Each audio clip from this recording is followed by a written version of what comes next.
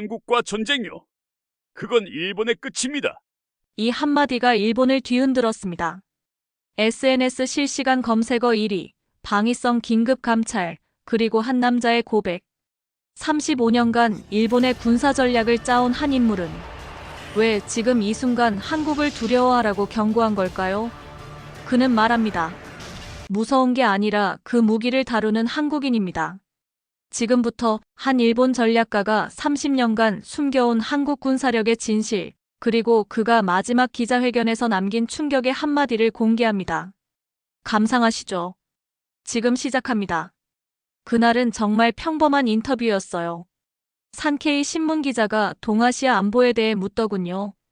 저는 도쿄방위연구소에서 35년간 일본의 안보 전략을 세워온 전략가였습니다. 은퇴한 지 3년째, 그저 예의상 답변하려던 참이었죠. 만약 한국과 군사적 충돌이 일어난다면 어떻게 될까요? 기자의 마지막 질문에 저는 잠깐 멈췄습니다.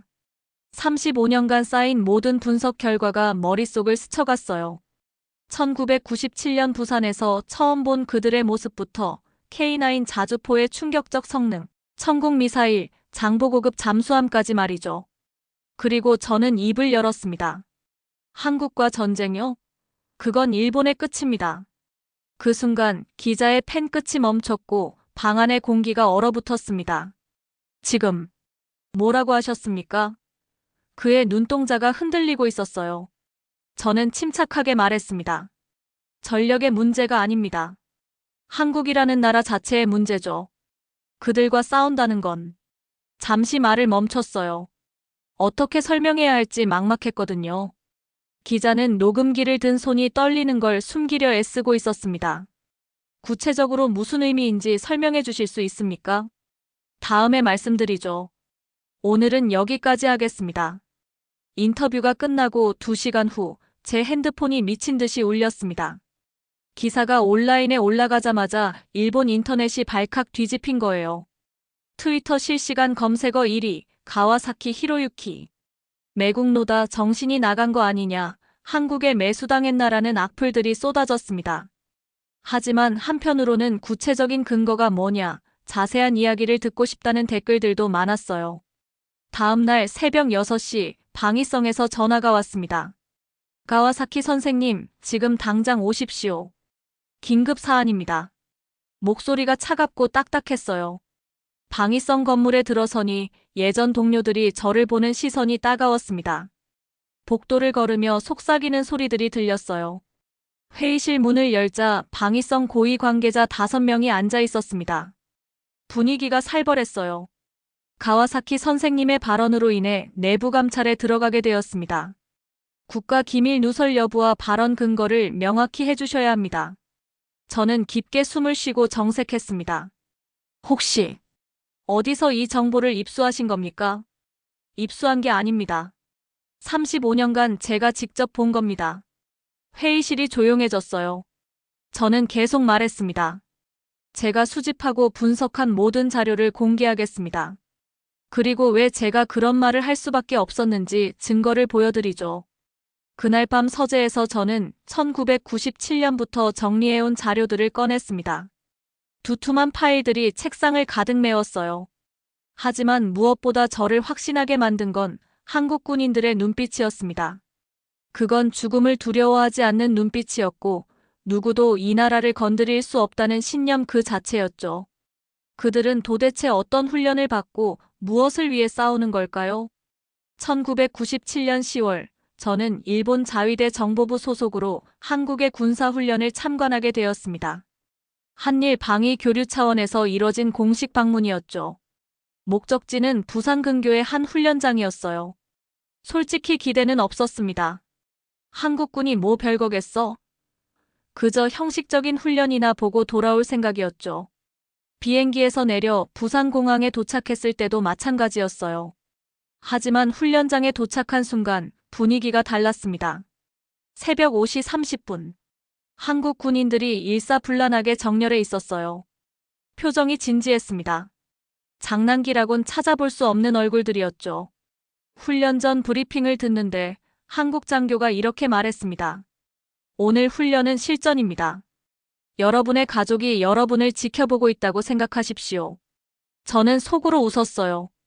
실전이라니 좀 오버하는군. 그런데 훈련이 시작되자 제 생각이 완전히 바뀌었습니다. 첫 번째 충격은 K9 자주포였어요. 한국군이 자랑하는 최신 무기라고 들었지만 실제로 보니 차원이 달랐습니다. 포성이 울리는 순간 제 귀가 먹먹해졌어요. 1분에 6발, 정확히 40km 떨어진 표적을 맞췄습니다. 어떻습니까? 인상적이죠? 옆에 있던 한국 대령이 물었어요. 저는 놀란 표정을 숨기려 애썼습니다. 성능이 좋네요. 성능보다 중요한 건 이걸 운용하는 사람들입니다. 대령의 말에 저는 고개를 돌렸어요. 포탄이 떨어진 후 30초도 안 되어 K9 자주포가 이동을 시작했습니다. 적의 역추적을 피하기 위한 기동이었죠. 이론으로만 알고 있던 사격 후 즉시 이탈 전술을 실제로 보니 소름이 돋았어요. 하지만 진짜 충격은 따로 있었습니다. 훈련 중간에 갑자기 비상경보가 울렸어요. 가상의 적군이 나타났다는 상황이었습니다. 그 순간 한국 군인들의 움직임이 달라졌어요. 마치 스위치를 누른 것처럼 모든 게 빨라졌습니다. 포병들은 3분 만에 진지를 구축했고 보병들은 완벽한 대형으로 전개했어요. 지휘관의 명령이 떨어지기도 전에 각자 자신의 역할을 알고 움직이고 있었습니다. 저는 그때 깨달았어요. 이들은 훈련을 하는 게 아니라 전쟁을 준비하고 있다는 걸 말이죠. 점심시간에 한국 군인 한 명과 이야기할 기회가 있었습니다. 20살 정도로 보이는 젊은 병사였어요. 힘들지 않습니까? 이렇게 빡센 훈련이요. 그 병사는 잠깐 생각하더니 이렇게 대답했습니다. 힘들어도 해야죠. 우리가 약해지면 우리 가족들이 위험해지니까요. 전쟁이 일어나면 제가 먼저 나서야 하거든요. 단순한 말이었지만 제 가슴을 때렸습니다. 그 병사의 눈에서 농담기는 전혀 찾을 수 없었어요. 진심이었습니다. 오후 훈련은 더 놀라웠어요. 영하 5도의 추위 속에서도 한국 군인들은 전혀 흔들리지 않았습니다. 오히려 더 집중하는 것 같았어요. 1시간 넘게 엎드려서 사격 자세를 유지하는데도 불평 한마디 없었습니다. 그날 저녁 숙소로 돌아가는 길, 저는 수첩에 이렇게 적었습니다. 이들은 전쟁을 연습하는 게 아니라 반드시 살아남기 위한 준비를 한다. 일본으로 돌아가는 비행기 안에서 저는 계속 생각했어요. 한국 군인들의 훈련 모습이 머릿속에서 떠나지 않았습니다. 특히 그 젊은 병사의 말이 귓가에 맴돌았죠. 우리가 약해지면 우리 가족들이 위험해지니까요. 그때 저는 몰랐습니다. 이것이 한국이라는 나라를 이해하는 첫 번째 열쇠라는 걸 말이죠. 부산에서 돌아온 후 저는 K9 자주포에 대한 자료를 파기 시작했습니다. 공개된 스펙만 봐도 충격적이었어요. 1분당 6발, 최대 사거리 40km. 하지만 진짜 무서운 건 숫자가 아니었습니다. 일본 방위성 회의에서 저는 보고서를 발표했어요. K9 자주포 분석 및 대응 방안이라는 제목이었죠. 회의실에는 방위성 고위 간부들이 모여 있었습니다. K9의 가장 큰 특징은 기동력입니다. 저는 프레젠테이션을 시작했어요. 사격 후 30초 이내에 진지를 이탈할 수 있습니다. 이는 우리 자위대의 FH-70 곡사포와는 차원이 다른 수준이죠. 한 간부가 손을 들었습니다. 30초라니 너무 과장된 것 아닙니까? 저는 부산에서 직접 촬영한 영상을 틀었어요. K9이 포탄을 발사하고 즉시 이동하는 모습이었습니다. 회의실이 조용해졌어요. 문제는 여기서 끝나지 않습니다. 저는 계속 설명했습니다. K9은 완전 자동화 시스템을 갖추고 있어요. 조준부터 장전, 발사까지 모든 과정이 컴퓨터로 제어됩니다. 인간의 실수 요소를 최소화한 거죠. 그때 방위성 차관이 물었습니다. 그래서 결론이 뭡니까? 우리도 비슷한 무기를 개발하면 되는 거 아닙니까? 저는 잠시 망설였어요. 어떻게 말해야 할지 고민됐습니다. 무기 자체는 문제가 아닙니다. 문제는 이걸 운용하는 사람들이에요. 무슨 의미입니까? 저는 부산에서 본 장면을 떠올렸습니다. K9 포병들의 움직임, 그들의 집중력, 그리고 무엇보다 그들의 눈빛을 말이죠. 한국 포병들은 K9을 단순한 무기로 보지 않습니다. 자신들의 생명을 지켜주는 동반자로 여기더군요. 정비할 때도 애정을 갖고 다뤘어요. 마치 자신의 가족을 돌보듯 말입니다. 회의실 분위기가 달라졌어요. 간부들의 표정이 진지해졌습니다. 저는 계속 말했습니다. 한국군 포병 한 명이 제게 이렇게 말했어요. 이 포가 고장나면 우리 부대 전체가 위험해진다. 그래서 하루에 3번씩 점검한다고요. 그날 밤 저는 더 충격적인 자료를 발견했어요. 한국이 K9을 해외에 수출하기 시작한 거였습니다. 터키, 인도, 노르웨이까지. 세계 각국이 K9의 성능을 인정하고 있었어요. 특히 터키에서 있었던 일화가 인상적이었습니다. 터키군이 K9으로 실사격 훈련을 했는데 정확도가 99.2%였다는 거예요. 터키 국방부 관계자가 이런 무기는 처음 봤다고 감탄했다는 기사를 읽었습니다. 다음 날 저는 동료와 커피를 마시며 이야기했어요. 야마다 상 K9에 대해 어떻게 생각하나? 야마다는 고개를 저었습니다. 글쎄요, 그냥 좋은 무기 하나 더 생긴 거 아닌가요? 저는 쓴웃음을 지었어요. 좋은 무기라. 그때 저는 깨달았습니다. 일본은 여전히 K9을 무기로만 보고 있다는 걸 말이죠. 하지만 한국에게 K9은 무기가 아니었어요. 그들의 생존 의지 그 자체였습니다. 일주일 후 또 다른 충격적인 소식이 들려왔어요. 한국이 K9의 개량형인 K9 어이를 개발했다는 거였습니다. 사거리가 50km로 늘어났고 정확도는 더욱 향상됐다고 했어요. 저는 보고서 마지막에 이렇게 적었습니다. K9 자주포는 무서운 무기가 아니다. 문제는 이 무기를 운용하는 한국 군인들의 정신력이다. 그들은 이 무기와 하나가 되어 있다. 그리고 한 줄을 더 추가했어요. 우리가 상대해야 하는 건 K9이 아니라 K9을 통해 드러나는 한국인의 의지다. 보고서를 제출하고 나서 저는 생각했습니다. K9은 시작에 불과하다는 걸 말이죠. 한국에는 더 무서운 무기들이 기다리고 있을 거라는 예감이 들었어요. 2022년 어느 날 충격적인 뉴스가 일본을 강타했습니다. 한국이 천국-II 미사일을 사우디아라비아에 수출한다는 소식이었어요. 30억 달러 규모의 대형 계약이었습니다. 저는 그날 아침 신문을 보며 커피를 쏟을 뻔했어요. 한국이 방공 미사일을 수출한다고? 믿기지 않았습니다. 불과 몇 년 전까지만 해도 한국은 방공 무기를 수입하는 나라였거든요. 그날 오후 일본 방산 전문가 긴급회의가 열렸습니다.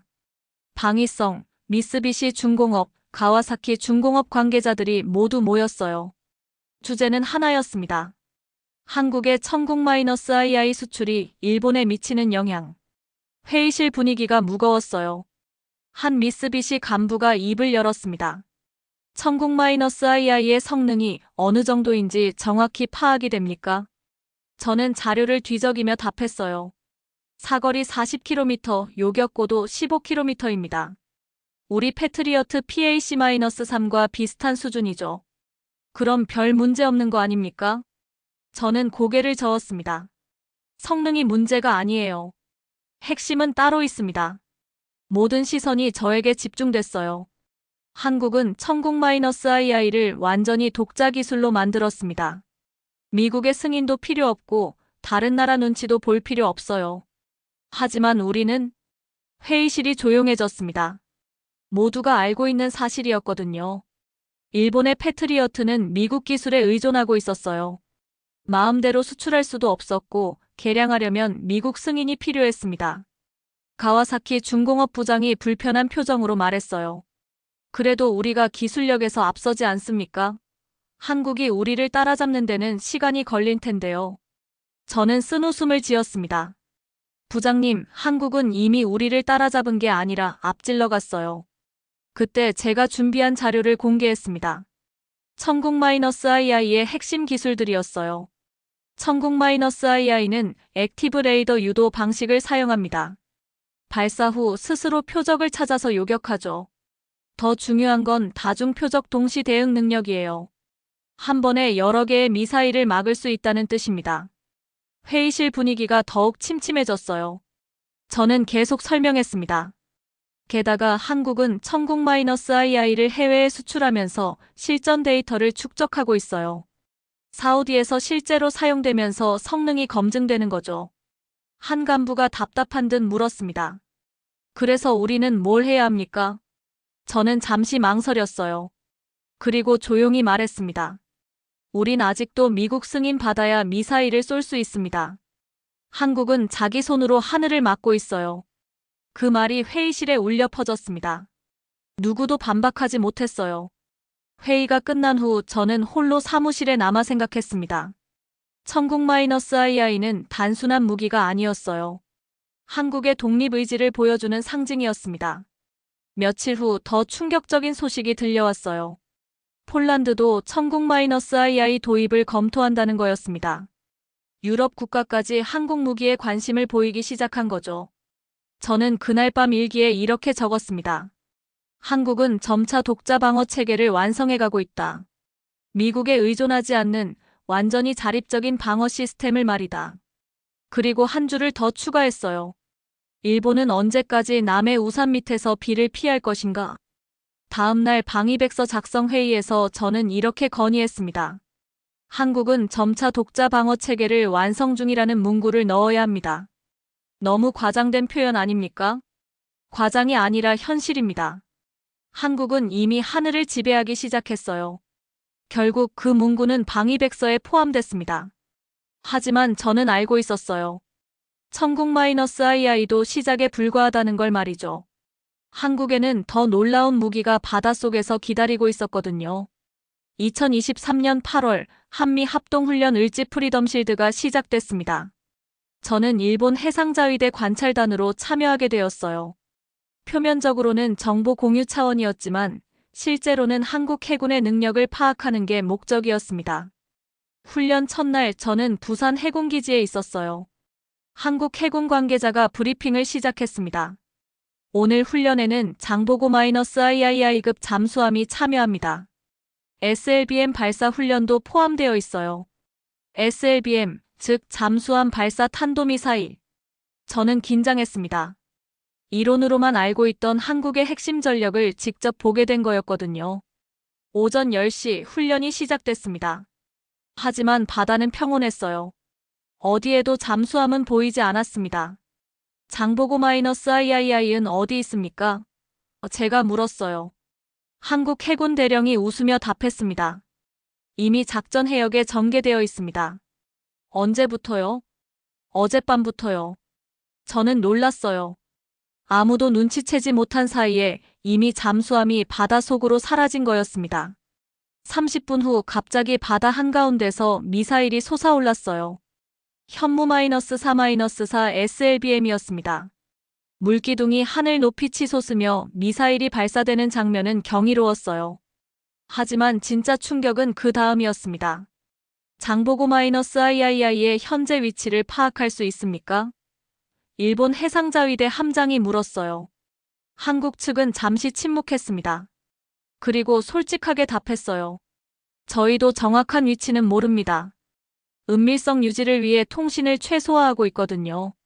그 순간 저는 소름이 돋았습니다. 한국 해군조차 자신들의 잠수함 위치를 정확히 모른다는 얘기였어요. 그만큼 은밀하게 작전을 수행하고 있다는 뜻이었습니다. 훈련이 끝난 후 일본 측 분석 회의가 열렸어요. 해상자위대 간부들의 표정이 어두웠습니다. 솔직히 말하면 우리는 장보고-III를 단 한 번도 추적하지 못했습니다. 소나 담당 장교가 말했어요. 어떻게 그럴 수 있습니까? 조용합니다. 너무 조용해요. 마치 바닷속 유령 같았습니다. 저는 그때 깨달았어요. 장보고-III은 단순한 잠수함이 아니라는 걸 말이죠. 다음 날 저는 한국 잠수함 승조원과 대화할 기회가 있었습니다. 30대 초반으로 보이는 부사관이었어요. 장보고-III에서 가장 중요한 건 뭡니까? 그는 잠시 생각하더니 답했습니다. 침묵입니다. 우리는 보이지 않는 게 무기예요. 적이 우리를 찾을 수 없다면 이미 우리가 이긴 거죠. 무섭지 않습니까? 깊은 바닷속에서 홀로 작전을 수행하는 게요. 무섭긴 하죠. 하지만 우리가 있어야 조국이 안전합니다. 누군가는 해야 할 일이에요. 그의 말에서 강한 사명감이 느껴졌어요. 일본으로 돌아가는 비행기 안에서 저는 계속 생각했습니다. 장보고-III은 물리적인 위협을 넘어서는 존재였어요. 심리적 공포 그 자체였습니다. 바다 어딘가에 한국의 잠수함이 숨어 있다는 사실만으로도 충분히 위협적이었어요. 언제, 어디서 나타날지 모르는 보이지 않는 적. 그보다 무서운 게 있을까요? 사무실에 돌아와서 저는 보고서를 작성했습니다. 장보고-III급 잠수함은 단순한 해상 무기가 아니다. 이는 한국의 전략적 억제력이며 동시에 심리전의 핵심 도구다. 그리고 마지막에 이렇게 적었어요. 이건 전쟁이 아니라 그림자와 싸우는 기분이다. 보이지 않는 적과 어떻게 싸울 것인가? 그날 밤 저는 잠을 이룰 수 없었습니다. 장보고-III 지금 이 순간에도 바다 어딘가에서 조용히 움직이고 있다는 생각 때문이었어요. 한국은 바닷속에서도 우리를 지켜보고 있었습니다. 2024년 5월 어느 날 제 핸드폰에 긴급 뉴스 알림이 떴습니다. 한국 정찰위성 1호기 발사 성공, 누리호 3차 발사 완벽 성공. 저는 그 순간 말을 잃었어요. 한국이 드디어 해냈다는 생각에 온몸에 전율이 흘렀습니다. 독자 기술로 만든 로켓으로 군사위성을 우주에 올려보낸 거였어요. 그날 오후 일본 방위성에서 긴급회의가 소집됐습니다. 주제는 하나였어요. 한국의 정찰위성 운용이 일본에 미치는 영향. 회의실에 들어서니 분위기가 무거웠습니다. 모든 간부들의 얼굴이 어두웠어요. 우주항공 담당 국장이 먼저 입을 열었습니다. 한국의 정찰위성 해상도는 30cm급으로 추정됩니다. 이는 사람의 얼굴까지 식별 가능한 수준이에요. 저는 충격을 받았어요. 30cm 해상도라면 일본 전역이 한국의 감시망 아래 들어간다는 뜻이었거든요. 더 심각한 건 이거 하나로 끝나지 않는다는 겁니다. 국장이 계속 말했어요. 한국은 2030년까지 정찰위성 5기를 더 발사할 예정입니다. 총 6기의 위성으로 지구 전체를 24시간 감시하겠다는 거죠. 회의실이 조용해졌어요. 누구도 말을 꺼내지 못했습니다. 저는 손을 들고 말했습니다. 정보전에서 한국에 밀리면 그건 곧 실패한 전쟁의 시작입니다. 무슨 의미입니까? 전쟁에서 가장 중요한 건 적의 움직임을 아는 것입니다. 하지만 이제 한국이 우리를 먼저 보게 됐어요. 우리의 모든 군사 동향이 한국에게 노출됩니다. 그때 한 간부가 반박했어요. 우리도 정찰위성이 있지 않습니까? 이지스함의 레이더도 있고요. 저는 고개를 저었습니다. 우리 정찰위성은 미국과 공동 운용입니다. 한국처럼 독자적으로 운용할 수 없어요.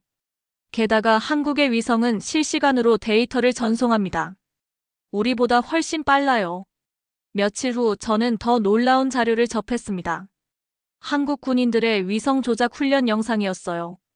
비공개 자료였지만 우연히 볼 기회가 있었습니다. 영상 속에서 한국 공군 위성 조작실의 한 장교가 이렇게 말했어요. 우리는 아군을 위한 눈이 되어야 합니다. 이 위성 하나로 우리 부대 전체의 안전이 결정돼요. 그 장교의 눈빛이 인상적이었습니다. 엄청난 책임감과 사명감이 느껴졌어요. 저는 그때 깨달았습니다. 한국의 정찰위성은 단순한 감시 도구가 아니라는 걸 말이죠. 그들에게는 조국을 지키는 하늘의 파수꾼이었어요. 일주일 후 더 충격적인 소식이 들려왔습니다. 한국이 누리호로 차세대 소형위성도 발사에 성공했다는 거였어요. 이제 한국은 언제든지 필요한 위성을 우주에 올릴 수 있게 된 거였습니다. 저는 그날 밤 일기에 이렇게 적었어요. 한국은 이제 하늘에서도 우리를 내려다보고 있다. 땅에서는 K9이, 바다에서는 장보고-III, 그리고 하늘에서는 정찰위성이 우리를 지켜보고 있다. 다음 날 동료와 점심을 먹으며 이야기했습니다. 다나카 상, 한국의 우주기술에 대해 어떻게 생각하세요? 다나카는 젓가락을 놓으며 말했어요. 솔직히 무섭습니다. 이제 우리가 뭘 하든 한국이 다 보겠네요. 그게 문제가 아니에요. 더 큰 문제는 한국이 이 모든 걸 독자 기술로 해냈다는 거예요. 무슨 뜻입니까? 미국 눈치 안 보고 다른 나라 승인도 필요 없이 자기 마음대로 위성을 쏠 수 있다는 뜻이에요. 우리는 아직도 미국과 상의해야 하는데 말이죠. 그날 오후 저는 보고서를 작성했습니다. 한국의 정찰위성 성공은 동북아 정보 균형을 완전히 바꿔놓았다. 이제 한국은 하늘에서 모든 것을 감시할 수 있는 능력을 갖췄다. 마지막 문장은 이렇게 적었어요. 우리는 이제 한국의 눈 아래서 살아가야 한다. 저는 창밖을 바라보며 생각했습니다. 언젠가부터 한국은 우리 위에 있었구나. 하늘 높은 곳에서 말이죠. 2024년 12월 평택에서 열린 국제군사훈련에 저는 일본 측 참관단으로 마지막 참가하게 되었습니다. 은퇴를 앞둔 마지막 공식 업무였어요. 35년 군사 분석과 생활의 마지막 장면이 될 거라고 생각했습니다. 그날 평택은 영하 20도였어요. 새벽 5시부터 시작된 한국군 동계 훈련을 지켜보는데 입김이 하얗게 나올 정도로 추웠습니다. 저는 두툼한 패딩을 입고도 떨고 있었어요. 하지만 한국 군인들은 달랐습니다. 전투 시작. 명령이 떨어지자 한국 청년 병사들이 눈밭을 뒹굴며 전진했어요. 영하 20도의 혹독한 추위 속에서도 흔들림이 없었습니다. 오히려 더 집중하는 것 같았어요. 1시간이 지나도 2시간이 지나도 그들의 움직임은 정확했습니다. 명령 하나하나에 완벽하게 반응했어요. 저는 감탄할 수밖에 없었습니다. 훈련 중간 휴식 시간에 저는 한 병사에게 다가갔습니다. 20살 정도로 보이는 청년이었어요. 얼굴이 빨갛게 얼어 있었지만 눈빛만은 또렷했습니다. 힘들지 않습니까? 이렇게 추운 날씨예요. 그 병사는 잠시 생각하더니 또박또박 답했어요. 힘들어도 해야죠. 전쟁은 날씨를 가리지 않으니까요. 그래도 너무 혹독한 것 같은데요. 병사는 고개를 들어 저를 바라봤습니다. 그리고 조용히 말했어요. 저희 할아버지는 6.25 때 2등병으로 참전하셨어요. 영하 30도에서도 싸우셨다고 하더군요. 저는 그 나라를 지키고 있습니다. 그 말에 저는 할 말을 잃었어요. 단순한 대답이었지만 엄청난 무게감이 느껴졌습니다. 할아버지가 지켜낸 나라를 저도 지켜야죠. 그게 제 의무입니다. 그 병사의 눈에서 농담기는 전혀 찾을 수 없었어요. 진심이었습니다. 순수한 신념이었어요. 오후 훈련이 재개됐습니다. 이번에는 야간 침투 훈련이었어요. 한국 군인들이 어둠 속에서 완벽한 팀워크를 보여줬습니다. 마치 한 몸처럼 움직였어요. 저는 그 모습을 보며 깨달았습니다. 이들은 단순히 명령에 따라 움직이는 게 아니라는 걸 말이죠. 각자가 왜 여기 있는지, 무엇을 지켜야 하는지 정확히 알고 있었어요. 훈련이 끝나고 한국군 지휘관이 총평을 했습니다. 여러분이 오늘 흘린 땀 한 방울이 조국의 안전을 지킵니다. 여러분의 가족들이 평화롭게 잠들 수 있는 건 여러분 덕분입니다. 그 순간 저는 자리에서 일어나 경례했습니다. 일본 군복을 입은 제가 한국 군인들에게 경례를 보낸 거였어요. 주변이 조용해졌습니다. 모든 시선이 저에게 집중됐어요. 저는 떨리는 목소리로 말했습니다. 이 나라는 싸우면 안 되는 나라입니다. 한국 지휘관이 놀란 표정으로 저를 바라봤어요. 저는 계속 말했습니다. 여러분의 정신력을 보며 확신했습니다. 이런 군인들과 싸우는 건 전쟁이 아니라 재앙입니다. 그날 밤 숙소로 돌아가는 길, 저는 계속 생각했어요. 35년간 봐온 한국군의 모습들이 주마등처럼 스쳐갔습니다. 1997년 부산에서 본 첫 훈련부터 오늘 평택에서 본 마지막 훈련까지 말이죠. 한국 군인들은 변하지 않았어요.